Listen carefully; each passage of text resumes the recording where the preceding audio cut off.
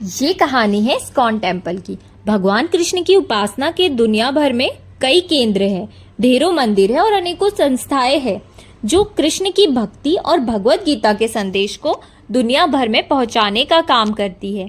इन्हीं में से एक संस्था है इस्कॉन। इस्कॉन का पूरा नाम international society for Krishna consciousness है। इस्कॉन के दुनिया भर में 1000 से अधिक केंद्र है। अकेले भारत में इसके 400 केंद्र है और यहाँ तक कि पाकिस्तान में भी इस्कॉन के 12 मंदिर बने हुए हैं। लेकिन क्या आप जानते हैं, इस्कॉन संस्था की स्थापना का विचार वीर भूमि झांसी में ही आया था। जी हाँ, इस्कॉन के संस्थापक भक्ति वेदांत स्वामी प्रभुपाद जी महाराज इसकी शुरुआत झांसी से ही करना चाहते थे। दरअसल धर्मगुरु बनने से पहले भक्ति वेदांत स्वामी प्रभुपाद आयुर्वेदिक दवाएं बनाने का काम करते थे। इस्कॉन समिति के वरिष्ठ सदस्य अन्योर प्रभु ने बताया कि आयुर्वेदिक दवाओं के सिलसिले में स्वामी प्रभुपाद अक्सर झांसी के आयुर्वेदिक कॉलेज में जाया करते थे। 1952 से उन्होंने नियमित रूप से यहाँ आना शुरू किया। झांसी के 2 व्यक्ति उनके अनुयायी हो गए। इन्हीं यात्राओं के दौरान स्वामी प्रभुपाद की नजर आंतिया तालाब के सामने बने राधाबाई स्मारक पर पड़ी।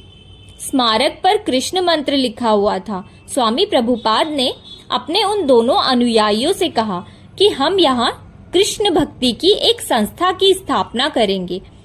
अन्योर प्रभु बताते हैं कि स्वामी प्रभुपाद ने शुरुआत में इस संस्था का नाम भक्तों का संघ रखा। इसके लिए उन्होंने उस समय के दैनिक समाचार पत्रों में विज्ञापन भी दिया। विज्ञापन में कहा गया कि ऐसे शिक्षित युवाओं की जरूरत है जो दुनिया भर में भगवत गीता के संदेश को फैला सके। उनकी यात्रा, भोजन और वस्त्र का खर्च संस्था द्वारा उठाया जाएगा।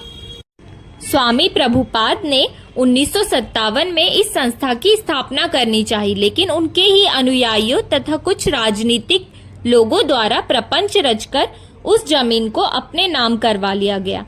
इस वजह से यहाँ इस्कॉन की विधिवत स्थापना नहीं हो पाई।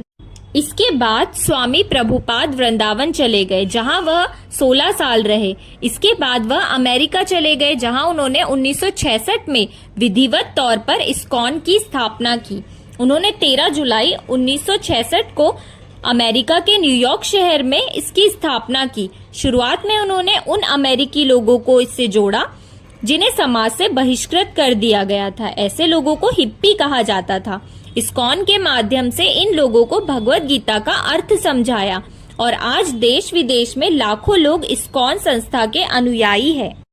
स्वामी प्रभुपाद का सपना था कि भगवान कृष्ण और उनके भाई बलराम का भी एक मंदिर बनना चाहिए, जहां दोनों खेला करते थे और अपनी गाय चराते थे। बता दें कि स्वामी प्रभुपाद का ये सपना 1975 में पूरा हो गया। इस साल वृंदावन में इस्कॉन मंदिर की स्थापना की गई।